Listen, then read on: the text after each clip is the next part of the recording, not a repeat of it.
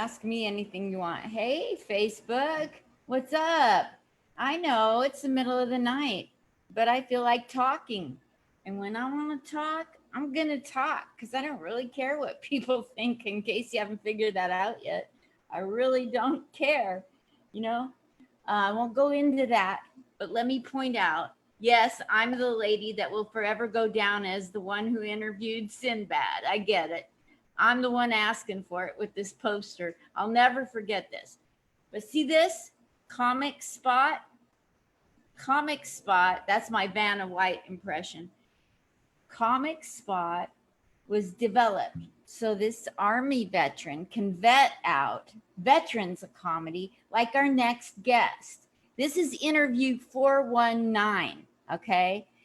Tomorrow at noon, Jeffrey Peterson, the 420 comic, will be interview number 420.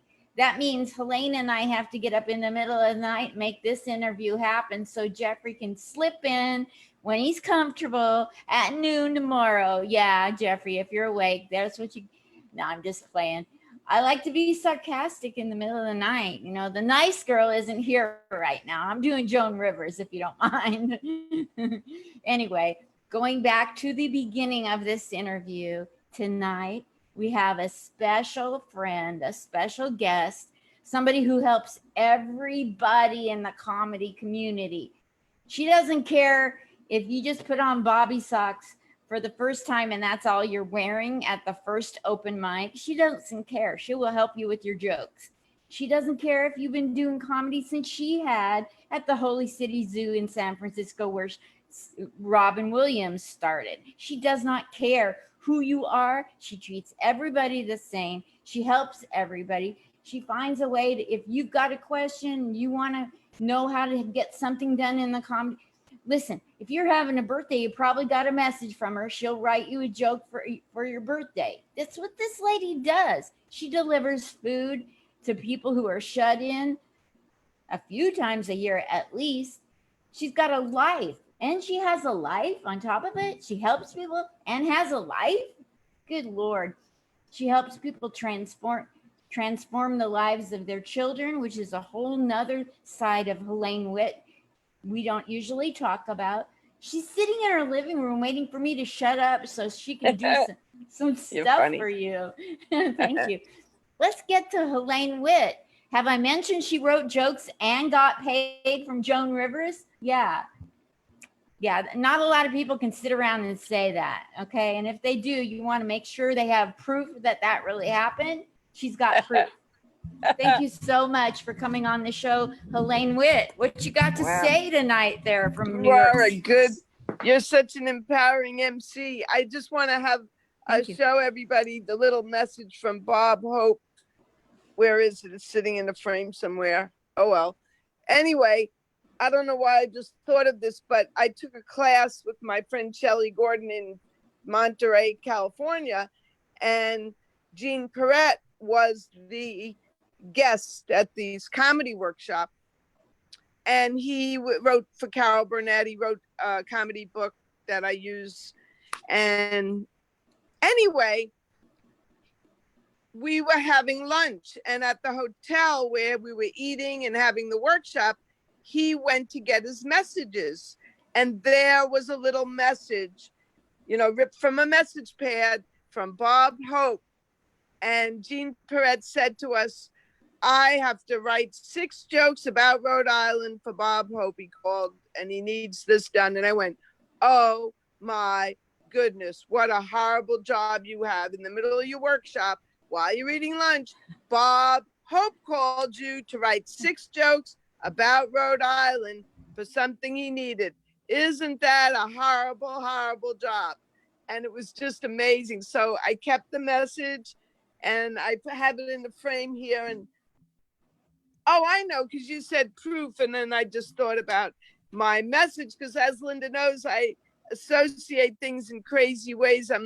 I was called the Queen of the Non Sequiturs by someone I worked with in 1978 once. So Linda always asks her people she interviews, what happened to you that was exciting, or what happened to you that was crazy. And I always said I wanted her to ask me something like that. So by my answering that question she never asked, I feel good about it, telling you about that little Bob Hope message. But can you imagine, Linda, you're like me. You would die if that happened. Like, oh, that's a shame. You have to do that during your lunch hour. Yeah, And I said, what a name dropper. well, not and a name dropper, but also that he had to do that. That was a burden for him to have to do when he was going to eat lunch with two young little comedians who wannabes. But you know what I said to him? Hey, could I help do that? Because I just thought, what if Bob Hope told one of my jokes? Yes. And you were just trying to help him out. Yeah, but helped me out too, because it just like touched me. And then I may as well tell the rest of the story about Jean Perret. Jean Perret has a book, and it was called, at the time it changed names, How to Write and Sell Your Sense of Humor. And I have that here somewhere too. You can tell my house must be messy if everything I want to show you I can't find, and it's sitting here. Anyway, what happened was he has an exercise you do where you put idioms about the subject on the left, and then characteristics on the right. So for example, dogs. A man's best friend is a dog.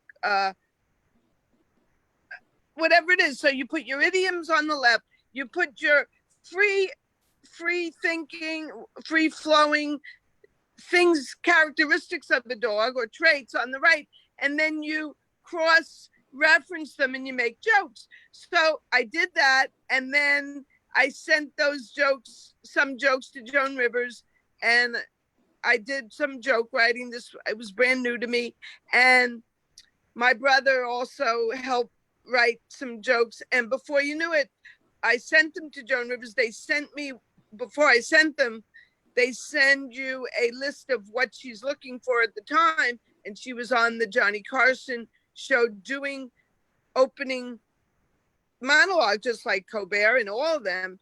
And you have to remember that in those days when she was covering, those jokes had to be topical, and she would only use them once. So when people say, oh, she only gave you $10, well, come on, Rodney Dangerfield could use a $50 joke that he paid for a year touring around, but she could only say your joke once. So what, she gave you $10? Who cares? I got a pink envelope in the mail from Palisades. What's that called? Palisades something, California. What? Palisade. You're from LA. What? I don't know how to finish your sentences. Palos Verdes, California? Pacific Palisades. Pacific Palisades. But the other letter I have up on my wall, which I might have shown last time, said that my jokes were found behind a cabinet, and it was signed by Sabrina, who was in the reality show. Sabrina and Tony Tripoli were in that reality show, and she signed the letter. And, sorry, we moved and we found these jokes behind the cabinet. You think I got mad at that? No, I thought it was great. Wow, you got more validation. But, the fact that Joan Rivers never saw them. Okay, now towards the end, I'm answering questions you didn't ask me yet, Linda. Well, you're supposed to let me ask you. Oh, could I just tell one more story? Absolutely. So, towards the end of Joan Rivers' life, she had book signings because she wrote a couple of books.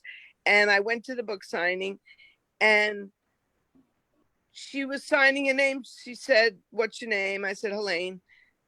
And she said, "Nice name." And I said, I met you and you encouraged me back in San Francisco back in the day. I met her at not backstage, at the stage door, and she encouraged me.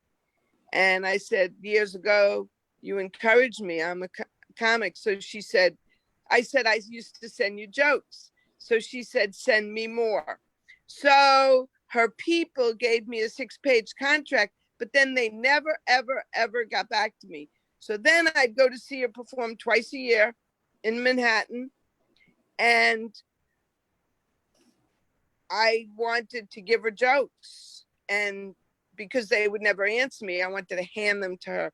So then the last time I saw her was very close to when she passed away. And I had a little card with a way to make one of her jokes, quote unquote, better, like the arrogance of me that I could make Joan Rivers' joke better. But I had something to add to one of her jokes. And because her people would never, ever get back to me, I wanted to hand it to her. And it said, this goes with this joke. You know, well, the highlight of that book signing, and then you could ask me whatever you want, is her people saw, I didn't go to Manhattan to see her where I usually would go, but she was going to be signing on Long Island near where the show was going to be that night. So I went there to the book signing, and her people said right in front of her, Helaine, we missed you at Barnes and Noble's on 14th Street, meaning I'm always there at the book signing, you know, and they said it right in front of her. So that was really nice. And as far as the joke, oh well. Now you can say whatever you want. That's so cool that they validated your existence right in front of her. Because they never, ever, ever like got my jokes to her or finished doing the contract signing that she asked them. She said, keep sending me jokes. And yet I couldn't. Maybe she just said it to be nice and they did what they had to do, but who cares? Yes. So but you they actually, let me. you go ahead. Go ahead. No, you go ahead. I said that was the last one. When I used to go see her at that place twice a year, one of those times, one of her people let me go backstage. This is funny too. And like me see her. And I was wearing a sweater that was like rummage from one of my mother's friends. And my mother's friends who dressed really well, she said, bring this to that thrift shop in the 5 towns. And 2 sweaters she gave me to bring to the thrift shop. And that's what I was wearing. I never brought it to the thrift shop, but I did make up for that, I'll tell you. So there, Joan Rivers sees me in the sweater and she says, nice sweater. And my first thought was the way she rips these stars to shreds at the red carpet. And she said to me, nice sweater. Oh my God. And then I said, you never brought this sweater to the thrift shop. And I went to that thrift shop 5 years later. And I said, how much would your most expensive sweater sell for if someone were to buy a sweater at the thrift shop? And they said, whatever they said. And I gave them some money, like I donated money back because of my perpetration, or I bought some clothes or something. So I have a question about that. / comedy about it. So from the time that you did wear the sweater you were supposed to donate till the time that you donated money to get that off your back, had anything terrible happen to you? Did you get any bad karma in your life? Oh, that's a funny question. That is a very funny question because, you know, you can never judge. I know it's a joke. Why am I explaining it? That's a very funny question, Linda. That was funny.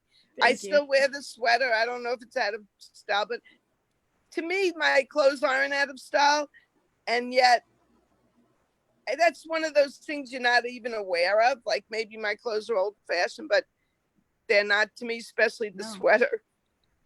What's the sweater look like? Well, I could get it, but then I'd be moving. You probably saw it. It has like badges on it. I wear it. It's big on me. But anyway, when Joan Rivers said nice sweater, and the way I took that was her people said, oh, that lady who's trying to send you jokes that you just said to be polite. Oh, keep sending them and then we don't ever answer her.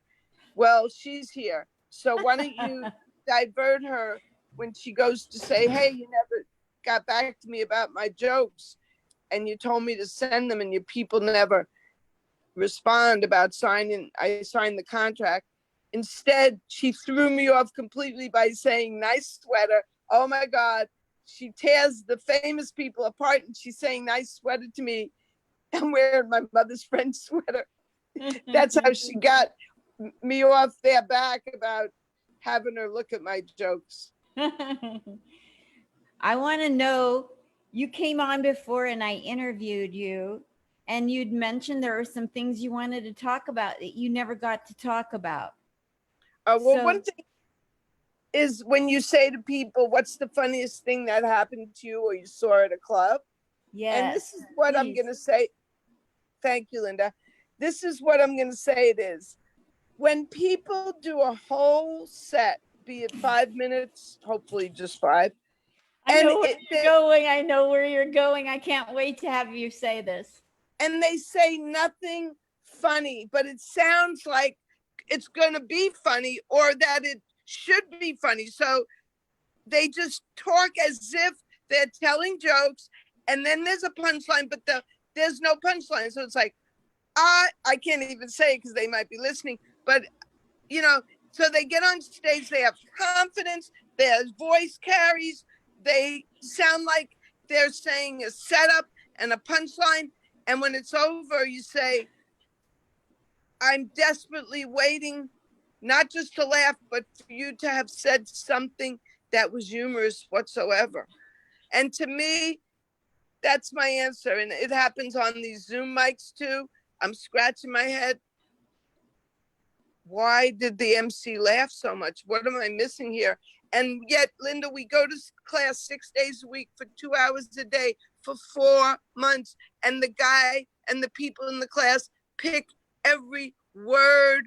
Everything has to be taken out and put in with such picayune drama. And yet I go on these Zooms and they just, I live in New Jersey. And if you live in New Jersey, you have a car. And then if you have a car, it has 4 wheels. It could be, I just made that up, but that's what it's like. So you have everything that would be like a joke, but nothing was said funny. And I only like when I have someone who's next to me or even on Zoom where I could chat with them and go, what am I missing here? Nothing they said was funny. But then that person has their own mic. Hey, I want to go to their mic because I'll have 5 minutes of stage time. So I'm not going to stop putting them down because now I'm going to go to their mic. Exactly. That is funny when that happens. And like, I think that a really good comedian who's well seasoned like yourself could almost do a whole bit about that, where you're Thank you, just Linda. pretending to do that. I wouldn't mind because I think to me, it is funnier than watching a funny comic. I think it's hysterical. I watch the whole thing. I listen.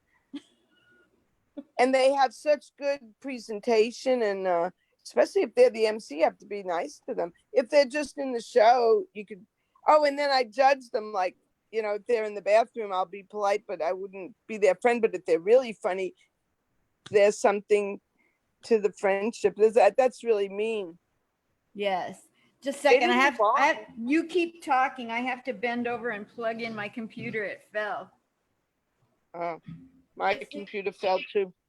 Well, Linda, that poster you have in the back, is that bound on cardboard or it's just you had it blown up like a picture from a printer? How did you do it? Just a second, Helaine. Yeah. And then it looks like there's plastic on top of it, like Scotch tape or something. Thank you for pointing that out to the viewers, both our insomniac crowd. This is the QVC edition of the Comic Spot. That's funny. I'll be selling my clothing that I don't wear during a pandemic. Yeah, so I took the picture off my camera and I said, wouldn't it be great to have this as a backdrop? So I have made sure that I have this up here. So I went to Office Depot and I said, how much to take this picture and make it this size and put it on a foam board. This is foam board, so it's lightweight. And I don't have a nail, a screwdriver. I don't have a thumbtack. I don't even have a needle or two to put it on the wall. So I had to go over to Walgreens, the corner of Happy and Healthy. I had to go to Walgreens and risk my life with people that don't want to wear a mask during a pandemic and get tape to put it on the wall because they don't have thumbtacks either, or nails, or a hammer. So it has to stay up here, and it's like 115 degrees here in Vegas. So I'll be doing an interview, and the sign will decide to fall down. You know? Yeah. That's why the Scotch tape doesn't look straight. Because knowing you, you're so organized. Your tape would have a nice thin line. It bothers me. But the tape was getting, you know how tape gets all bunched up when you're trying to make it work? You're pulling it out and it decides to, the sticky side wants to kiss the other sticky side, and pretty soon you have that. That's funny. Yeah. So I never noticed it before, the tape until today. I usually try to do this so you don't see that tape, and then I put this thing over here because there's a bunch of tape right here too. Wow, you noticed it also. That's amazing that you noticed it. Because remember, I just said you're so organized. It's not like you, so it figures that you would cover the tape up with your head. That's very funny. It reminds me of, I think I might have said my makeup. Perfect. You're always asking about my makeup. Yeah, it's perfect. Here's my makeup for you guys. Perfect all the time. And your eyebrows and your hair, everything's always glamorous and perfect. I would be wearing really thick eyebrows if it wasn't for you. You're the one that said you should go with thin eyebrows. And light. I like light eyebrows. Yeah, I don't use pencil, but that's me. You like what you like. But so anyway, getting back. Do I get to go through the interview questions with you, or do you just want to talk? No, I know that you go with your interviews differently with each person. Yeah. But if you have questions, whatever you want to do it. I'd love to ask you some interview questions if I could. Please. Okay. Please.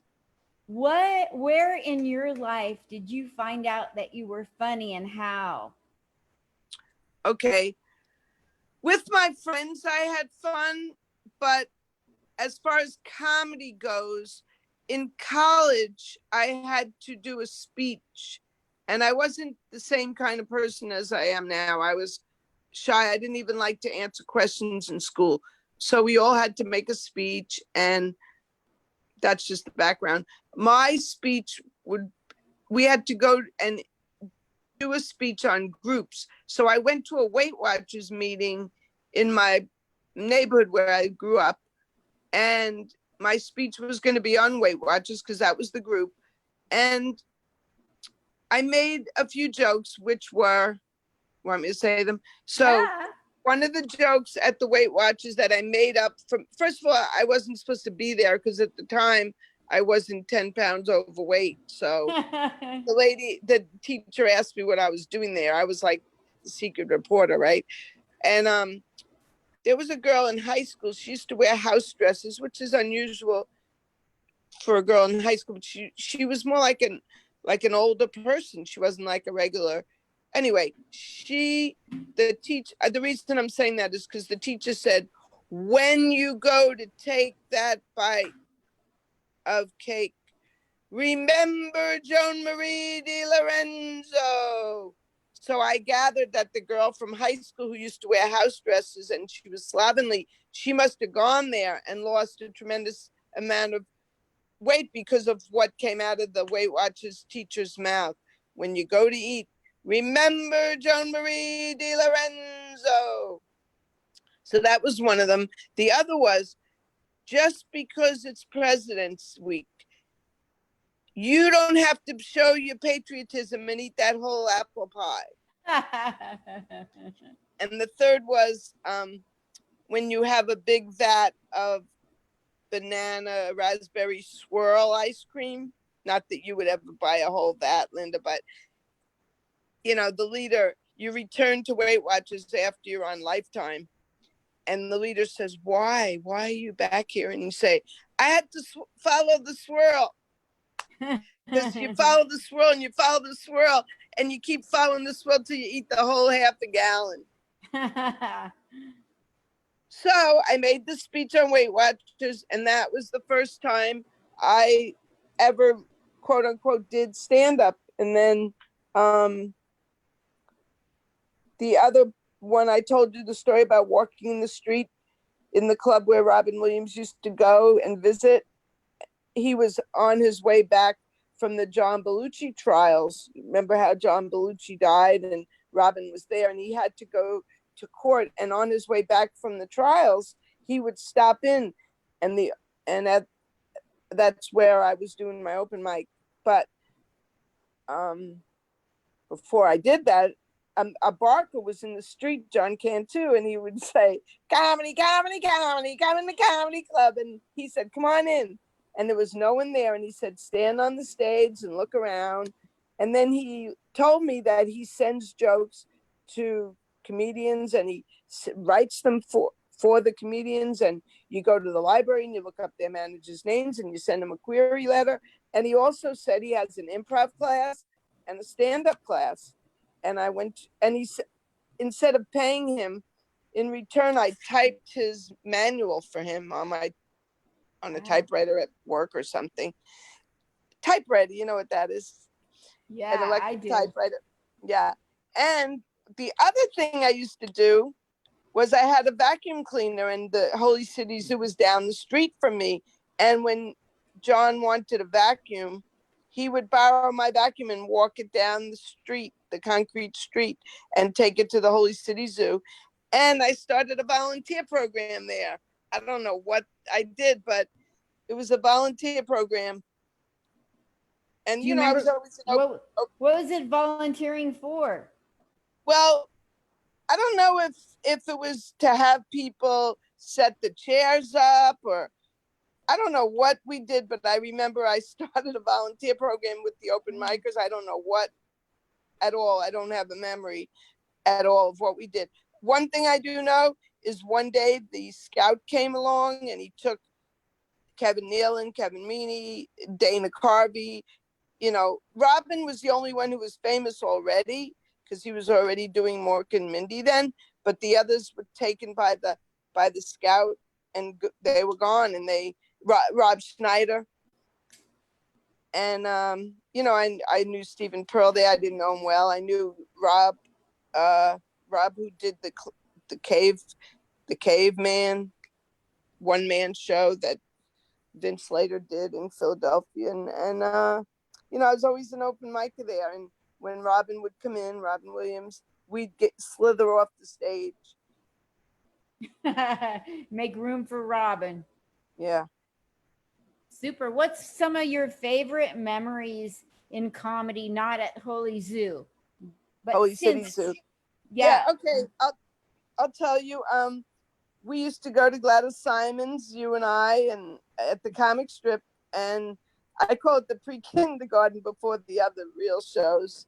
And one night, George Wallace was going to be there at the later show, and we go to the diner after we had our pre-K show. And I said, I want to go back and see George Wallace. I just want to say hello to him. So there he was, and he was like studying his notes. He had a yellow legal pad, and that was cool. So I said, "Oh, George Wallace, I just love you. When it's your birthday, once a year, I write you a joke, like what Linda said. I write anybody who's a comic on Facebook, when it's their birthday, I say, I'll write you a joke on any subject. And I said, you pick Labor Day, and I sent you a joke about Labor Day. And then he said, what's your name? So I said, Helaine. And he said, Witt. And that like blew me away that he said that. And then the times that Jerry Seinfeld came to Gotham when I was at a show, watching a show, even a new talent show, people who just graduated a class, they'd have to follow Jerry Seinfeld. Jim Gaffigan was in the show with my graduation. So a girl in my class, young 22-year-old girl, had to follow Jim Gaffigan. I mean, amazing what they put us through, right? So those are some of the exciting things, seeing some amazing comics like Vanessa Hollingshead at Governor's kill, and then have her sit with me and go over what what she did and where her thought process was in Wow. killing and taking care of a drunk lady and things like that, like finding out what they do and how they did it. That was really great to talk to Vanessa after I saw her kill for the first time. There's so many wonderful comics in New York, in the New York State, even in the tri-state area, but they're so willing to sit down and help you with your comedy, help anybody, you know, like Vanessa Hollingshead, Christy Miller, of course, Gladys Simon. I mean, some of the big people that are around will sit down and just help other comics. That's nice. It blows my mind.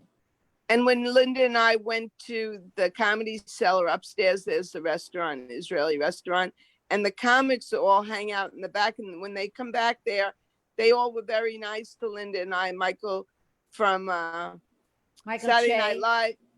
Yeah, Linda took a nice picture with him. And something funny happened. I said to him, and I was dead serious, I was a big Saturday Night Live fan when I was young, and I was married, and we watched it religiously with our friends and never missed it. I have books about the show. I was like a real fanatic. Anyway, that's how much I used to watch it. I never missed it. But now when I come home on this Saturday and go to watch it, I sit down, I put it on, and then I fall asleep. So I said that to Michael, and he cracked up. I wasn't saying the show isn't good or it's boring. I was showing him that I never feel old, but when I put on a show, I go to watch it and I fall asleep. And that's all I said to him. And he cracked up, and I didn't mean it as a joke.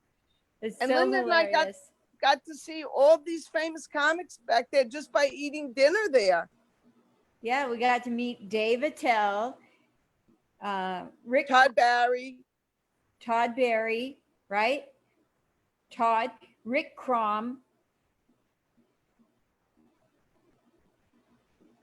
Veronica Mosey. Oh, she was there? Oh, that's surprising. I always saw her at Broadway. That's cool. Yeah, and I remember she was over by the window and she came over. And then the guy that sat down with us, Dan Natterman. Oh, Lenny Marcus. And you told him you're a Marcus. Yes. And one guy didn't want to get his picture taken. He's known for that. Aziz Ansari.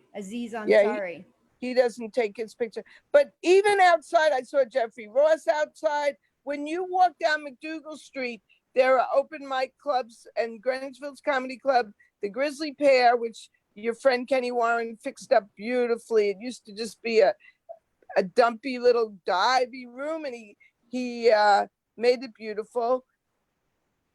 And some of your friends from Portland came there, Linda, and I went there to say hello to them for you. Yes. But then when you go down the street to this to the cellar, walking there, you see all these famous comics going down because they have 4 shows on the weekend at night. So you see them in the street. And we see Pete Burdett. And he gets to see all the comics, Amy Schumer and everybody. He's been out there for years in the cold weather and the heat, barking. And he taught me a little bit. He hooked me up so that I could bark a little. And I was out there one night, my first night, just like being an idiot, just like, hey, want to get a ticket? You know, I don't know how to compete with Pete Burdett. I was just throwing my personality at the wind, you know, anything that would stick. I didn't make one sale. And that's how good my personality went over in New York. And so I'm out there. A limo pulls up. Okay, Greenwich Village streets are not built for limos, really. But a limo pulled up in front of the Comedy Cellar, and out comes DC Benny and Ryan Reese out of the same limo when I'm out there looking like Apple Annie in the cold air, and I look like I've been homeless for 43 days, you know, and living in a subway. And Ryan DC comes out, and I go, hey, come here, I want to talk to you guys, you know, and they're standing there for 10 or 15 minutes talking to me, a little barker outside of a club. I look like a drowned rat. My hair, I'm sure it was stuck to my forehead at that point. You Funny. know, this look, and they were so nice. I mean, people in New York, like usually celebrities don't want to be noticed, but if they're walking around in Greenwich Village, I think they really enjoy people recognizing them. Yeah, and we took a nice picture with Christopher Roach, you and I. That was fun. Yes. And we saw Carrie there, and what's her name? Caravis, Yeah, and I and saw her in Bonnie Governor's. Scalisi. Well, she's from Long Island, and nice to me also. And what's her name with an R, whose daughter is Molly Kornfeld? I don't know that, but remember the tall lady who is a Long Island girl, gets on all the shows. Is she an attorney? Big tall gal. I haven't heard much from her lately. Tall girl, really tall. Reese. Oh, well, I met her. I didn't find her as tall as you're finding her. Yeah. Well, she and Bruce Lipsky were in a show that had to be canceled for the COVID. They were going to go to the deli, Ben's Deli. Nice. That's a great show. We went there. Yeah, that's up in upstate New York, right? Well, that one is, but they were going to go to the one in Bayside near my house. Okay. Bayside, Queens, right? Queens, right. Queens. Yeah. You live out by the Belmont Horse Track. And that's where your first family house is, very close to where you live now, right? Yeah, and Bruce lives on the other side of the racetrack. Yeah. And now Chris Monty lives near Bruce, like down the street. Now that I said that, everyone's going to go camp out in Floral Park, and he's going to kick my ass. He's from my hometown. So what's it like to grow up, Helaine, around the famous racetrack? Well, my brother's friends used to sell pencils to the men. They needed pencils, and I didn't hang out at the racetrack, but it was hard to park your car. There were special restrictions, and my mother wanted a family party, and my father has 9 siblings, so my mother had to get permission from the town to let the relatives park around my house for her party. That's, the cars would come down the street every night. That's what I remember. But now Belmont is having the Long Island Arena for the team. I want to say the Islanders. They're building that on the same grounds as Belmont Racetrack. Wow. So Bruce and my other friend who live behind there, they're going to have more problems with traffic, unfortunately. Wow. But as far as me living at the racetrack, I wasn't involved until I got involved with a little jockey. He was tiny. Did you want to go into that? Well, we took a picture under my poncho. We used to wear ponchos in the winter. So we took a picture under my poncho. That's how little he was. I don't want to say much else about the wild party and what we did and why we did it. That's because of the friends I hung out with. So you're also a huge Beatle follower fan. Yeah, I have a Beatle room. A whole room dedicated to memorabilia from being with and meeting the Beatles. In fact, today, Bruce wrote a Beatle joke that I love. You want to hear it? Yes, I do. Bruce Lipsky. You probably heard it at the class this morning. So Pete Best, who was the drummer before Ringo, he has a brother, Rogue Best, R-O-A-G. And Rogue Best was on Facebook, and I'm a Beatle fanatic, so I was there. He was talking about his museum. And you can imagine his mother owned the club where the Beatles played, Mona Best. So his memorabilia in his museum must be great. Sorry. This has nothing to. I'm trying to turn this off. It's driving me nuts. Sorry. Okay. Well, I'll just continue. So I don't have to go off on that particular non sequitur tangent.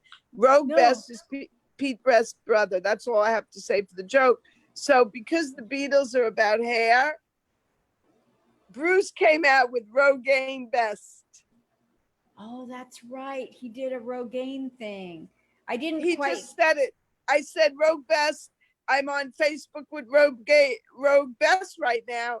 And out of Bruce's mouth, because he's so filled with puns all the time, he said Rogaine Best. And that just struck me. Unlike those people at those open mics, it struck me so funny to call Rogue Best Rogaine Best. Hilarious. Everything Bruce Lipsky says is hilarious to me. Yeah. And I have a joke about Bruce because he suffers with the COVID and the symptoms of the COVID every day of his life. And we talk like 3 times a day. I check up on him. And if I have like a cold or a sore throat or I feel a fever, I say, Bruce, you said it can't be catchy through text, damn it. What are some of your favorite memories in comedy as far as something funny that one of your friends who came to watch you, what they did or said before, during, or after your performance? Because you invite you invite a lot of people to shows. Thank you, Linda. I have to write down on my resume that I played in those places. My brother says, consider you went back to college and you paid for tuition. You're just paying for these bringers, you know. Yes. Who's the one who said you're a ringer for a bringer? You, Linda? That's my line. You're a dead ringer for a bringer. I think of that all the time because of you. Okay, so one thing that happened was a bad thing. My friend is a nurse and she's an Orthodox Jew and she's very proper. And she's been a nurse like 30 years. And she came to see me because I had to bring bringers and she's sitting there. And one of the comics asked her, not a famous comic, one of these open micers, asked her the most embarrassing, personal, ridiculous, juvenile question, which I wouldn't even repeat. And like to this day, I feel Miriam didn't come here for that. Really, did you have to ask her that? That's disgusting, you know. You've taught school and you have a lot of teachers, PTA, parents, whatever, you know, and like you bring everybody to the shows, and sometimes some of the most horrible things come out of them, you know, at a show that are embarrassing if you have a classy guest with you. Yeah, that's true, Linda. And a funny thing happened. I think that's what you asked me too. Judah Kornfeld, you know, Judah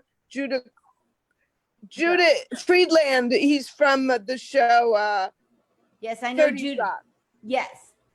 So he showed up at the Carolines when I was there. My nephew and my brother came in on a bus because of the traffic from Massachusetts, 4 hours.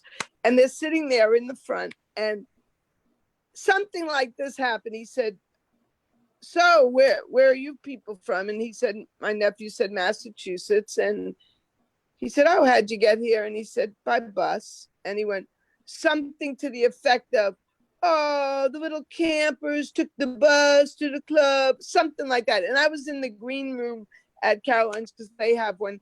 And I hear the comic insulting my brother who owns this company who nobody messes with, not because he's mean, because everyone loves him so much. And my nephew is so darling and innocent. And I hear everyone laughing at my brother and my nephew because Judah Friedland is making fun of them. And I said, the good news is my nephew could go back to work tomorrow and say, guess who insulted the hell out of me and my father, you know, the guy from 30 Rock. That was cool. But nobody like makes fun of my brother, and that I got a kick out of that. Yes. So where would you like to perform that you have not yet performed? I know that answer. The Cellar, the Comedy Cellar. I'd be almost willing to pay for a $400 class just to go to the graduation show and have a picture of myself at the Cellar, because the only other, you know, I have a picture of myself at almost every club from a bringer, except West Side, which, you know, I could make that happen. But the Cellar, I'd have to take a class with Rick. Not that I wouldn't take a class with Rick, but I would take the class with Rick, pay the $300 something just to have a picture of the seller. Plus, I'll learn a lot also. Yes. I know that's my answer. That Rick club. Rick Crom and his Comedy Cellar classes. I've heard so much good about them from people. What is something that's going on that people out here don't know is happening in one of the New York boroughs that's really happening because of COVID? Not more in a morbid way, but tell us something that you see on a daily basis, or because of New York news that we don't know out here in Vegas and California. Okay, well, the first thing I could think of, which might not be what you mean, is my class that I take with Rob Chaffee, and he wants to build it. He has room for breakout rooms, so every day for 2 hours for free, absolutely free. I like to send money because I want to, but it's absolutely free. It's 2 hours a day, 6 days a week. We have a class, and it's been going on since March 15th. So it's all these months, and it's going on, and it's for anybody. So Linda calls in, she might give up sleep, but it's 7 o'clock in the morning, her time, or he has it at night because people are starting to go back to work. So he has it at 7 o'clock at night sometimes. And that's going on that not everybody knows about. And he's so knowledgeable, but he's also willing to stand corrected or be contributed to. So everyone pitches in. And then we have a show at the end of the week. And he put me on with a video with a lady from India introducing me, almost like the lady from PBS. What's her name? That lady. I'll draw a blank. I can't. Yeah, well, I'm not doing too well either here. But that lady who looks like Lily Tomlin, who anyway, doesn't matter. What matters is he has a voice introducing me with an accent that he put up because he has an incredible video and website experience and video. It's amazing. And we put on the show. So we have comics on the show, and then he puts me doing the news. But before I do the news, he has a reel, like a CNN World Globe with this lady introducing me, and I tell the news. But the news is like Saturday Night Live doing the news, the weekend update, and the news is made by the people in the class. Then Rob, the teacher, looks at their news jokes, and then I get them, I practice them, then I go to a higher power, we fix them even more. I go back to Rob and have to sweet talk him in letting me change them to be even better, because George Saltz hears them every week. And I say, Rob, could I offer to change this a tiny bit? And then Rob says yes or no. And then I read the news, and I'm nervous and sweaty, and because I'm in my room without the air conditioner on, and I tell the news, and it's really, I get nervous, but I do it. How do people watch you? Is that played on Rob Chiaffe's Facebook page? It's going to be, they could go to that news, almostcomedy.com. They could start there, almostcomedy.com. It's going to be 7 o'clock Eastern time. And Linda has a joke that people Eastern time should be able to translate her Western time, West Coast time. So it's 7 o'clock our time this Sunday. That's the new date for the show. Every Sunday? No. It changes. Rob changes it to fit the people. It used to be Friday night, but now that people have a life and they're going out, he changed it to this Sunday at 7. And his class, if you go to almostcomedy.com or oh boy, comedy joke Zoom or Zoom joke. What's that, Linda's Zoom? I think it's joke Zoom. Yeah, so anyone who wants to be in the class, the hours they change because so sometimes at 7 p.m. Eastern, sometimes they're 10 a.m. On Saturday, they're usually 12 noon Eastern. And you could tell Rob you want to be in the class, and there are just a few prerequisites to be in the class. You have to have done a little bit of stand-up, even if you've been on stage twice and you come and go. So let's say Linda can't stay on, she just goes. He doesn't want you to say, I have to leave now. It's very flexible. We go in breakout rooms, we help each other, and we've turned into such a close family, you could imagine. I've gone on it twice. The first time I just wanted to watch, and they were like, no, go ahead, we'll help you. And they helped me twice. And I haven't even done you go for 2 times a week and then you take a test. And then if you go consecutively for 2 weeks, twice a week, you get to be on the show that Helaine gets to do the quote unquote weekend update like scenario. And she's really good at it. So you got to get on and watch her. And I'll put the links up on this post.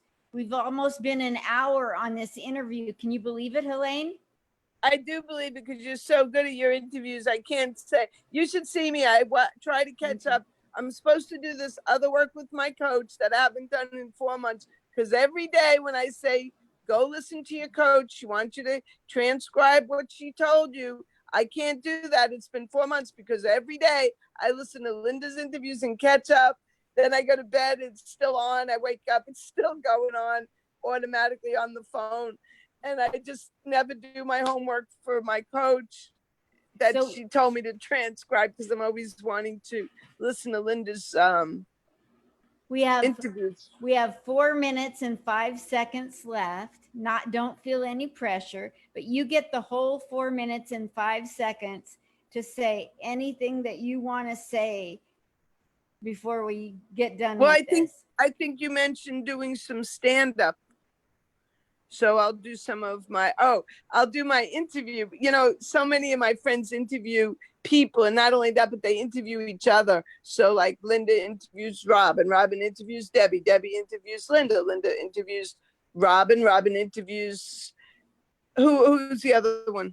Anyway, so I call it like, not just intermarriage, but more like, what do you call that when people like marry their sister? Incest? Yeah, because, and then it's like, Gladys told me to wear purple. Gladys told me to chop these off. Gladys told me to chop these off. Gladys told me to fix the, So I think I get a kick out of it. Oh, Gladys, you were talked about today on 47 interviews. So anyway, so I got interviewed in Pennsylvania by 2 fellas. Their names are Sal and Steve. And I think they are not really good at what they do. And I'll tell you why. Steve asked me, what's it like competing against Mindy Kaling and other they call brown comics from India? I said, and this was on the phone, Linda. And I said, excuse me, you might have the wrong bio there. Oh, okay. Sal, you take it. Sal says, since your father was into IT and helping IBM all around the world and you had no father figure at home, did you crave attention? Is that how you got into comedy? I go, my father was a Jewish lawyer. He walked in the house every single day at 6:02 sharp, and we had a 5-course dinner. Are you sure you're looking at the right interview?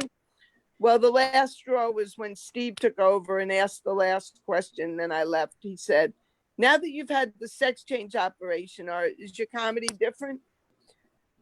So that was it. That was a poor interview, inspired by all my friends who do interviews. That's funny. Did you make that up, you mean? Oh yeah, that's one of my new bits. I love it. That's hilarious. I had never heard that before. Oh, sorry. That's okay. It's great. No, you know why I said sorry? Because I did it on Gladys a few times. I don't want to do it too much. Yeah, that's one of my new bits and my Zoom jokes that I made. It's true. A lot of us friends interview each other. So do you have more comedy material you want to say? Yeah, I have 2 minutes. Yeah. So I love the Zoom, Linda, because I love seeing people's houses. I see their paintings, I see their diplomas, their bookshelves, and there are different types of people on different types of calls. So like, for example, I have a diploma, but I keep it up in my bathroom because if I run out of toilet paper, at least I have parchment. It's just not as comfortable, but I care about the Zoom because,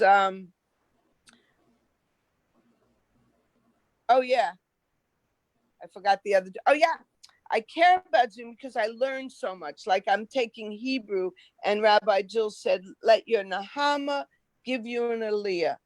I don't know what it means, but she says that to me. So she says we're gonna have a quiz on Monday. Then I switched to my meditation, my miscellaneous lady in California on the mountaintop.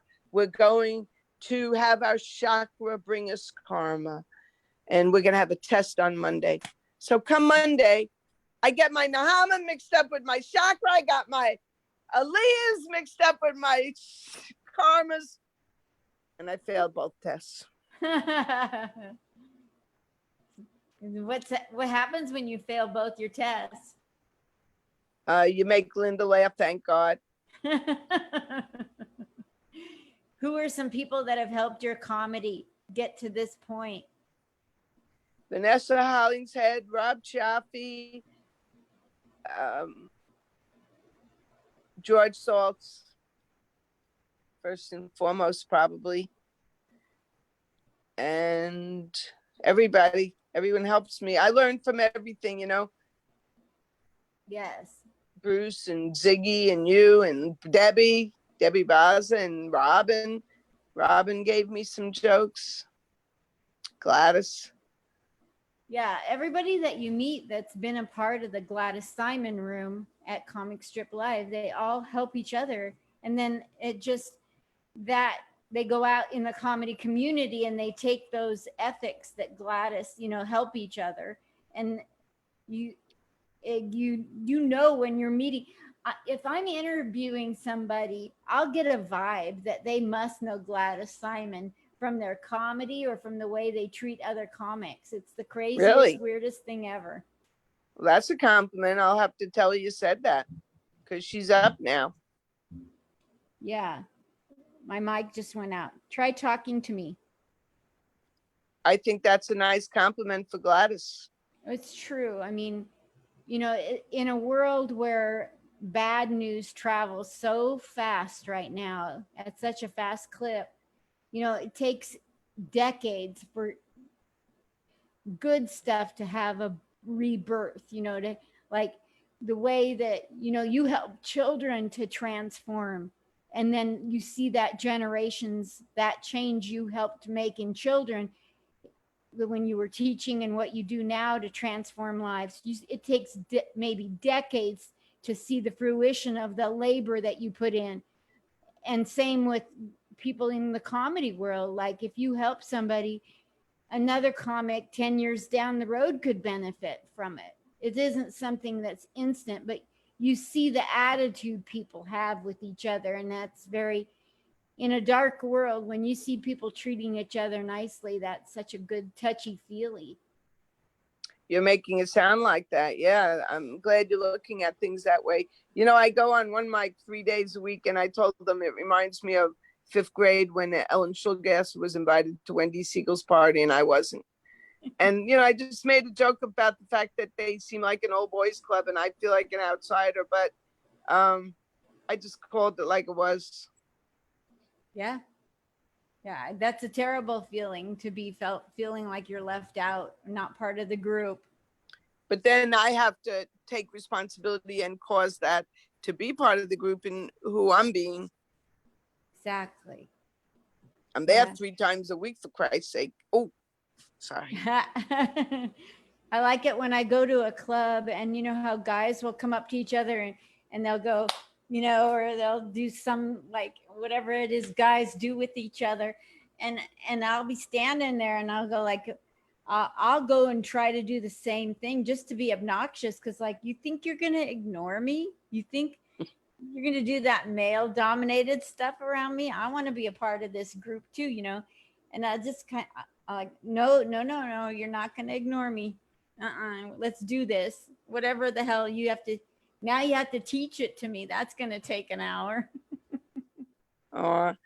They probably just feel different. Yeah. But it's funny because guys will come up and they have some kind of special pecking order or bonding that they do with each other. I don't understand it, but don't leave me out. I don't know what you're doing, but I want to be a part of it. For all I know, they could be saying they hate me, and I'm like, yeah, I want to be a part of that. That's funny, Linda. Write that down. That's funny. Thank you. Maybe they hate me, but I want to be part of that too. Hating Linda Club. Hey, you all hate me. I want to be part of that. That was funny what you said when you think about it. Not her. They're going high five, not her again. Ignore her. And can I be a part of this? And then they let me, and I don't even know I'm being laughed at. I'm writing it down. I've learned to write things down that Helaine tells me what things I say are funny. Yeah, I say, write that down. That's funny. Thank you, Helaine. I should let you go. Thank you so much for being a number and a name and a human. Your interview number 419. So Jeffrey Peterson can be 420 tomorrow. It's so exciting. I'm against pot, but I'm for Linda. Thank you.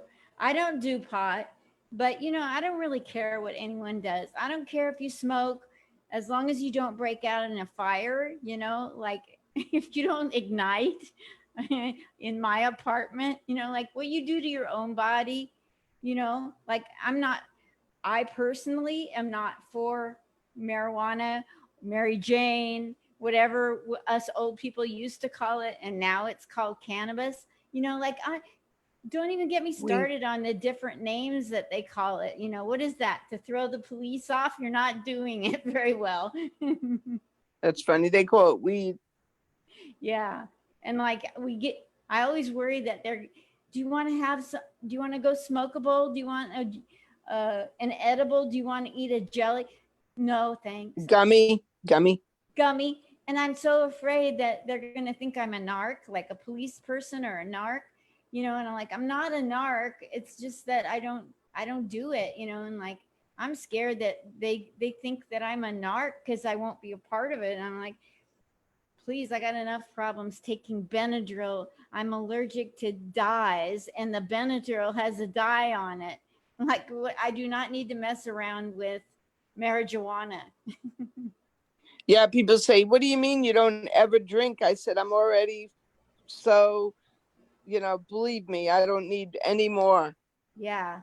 Drinking doesn't agree with me. It like if I have a drink or two at a club for 2 days, my stomach's upset and talking back to me. I have no business drinking. You and I know this. Well, thank you for coming on, Helaine. You're a real friend of mine in the real life. In the real world, we talk often. And you're a doll to come on and pitch hits so that I can go to sleep tonight knowing that Jeffrey Peterson will be interview number 420 and not 421 or 422. That's really being very, that's what I mean about Linda and the Scotch tape. That's Linda in a nutshell. It's back to my terrible. No. I'm giving you a compliment about how organized you are. No, I know. But I mean, okay. That drives me nuts. That funny. Drives me crazy. Is there a way you could do something to be less crazy, like take scissors and done it 1,000 times? And the only cure is to find brackets at a hardware store, and it's hot out, and I'd have to go out in the heat and ride 14 buses with 35 strangers who are stranger than me. So probably not going to do it. And on your way to the bus stop, get twerked to death. Yes. And ask for money. Yeah, and see people's body parts, because that seems to be a thing out on Vegas Strip right now, is exposing themselves for no good reason at all. Mental illness. Yeah, it's harsh out there. It's really harsh. I can't, like if I was going to be homeless, I would live somewhere with a very mild climate, not too cold, not too hot, but like where I've lived, New York, Portland, Vegas, I get some of the craziest homeless because of the extreme temperatures they have to deal with out there. Can you imagine being out in the cold one night, like where you're almost freezing to death? I'll say something inspiring about that to leave you with, Linda, because that was kind of sad. Well, my father had passed away and I had one of his winter coats in my car. I guess I was going to donate it whenever I got around to it.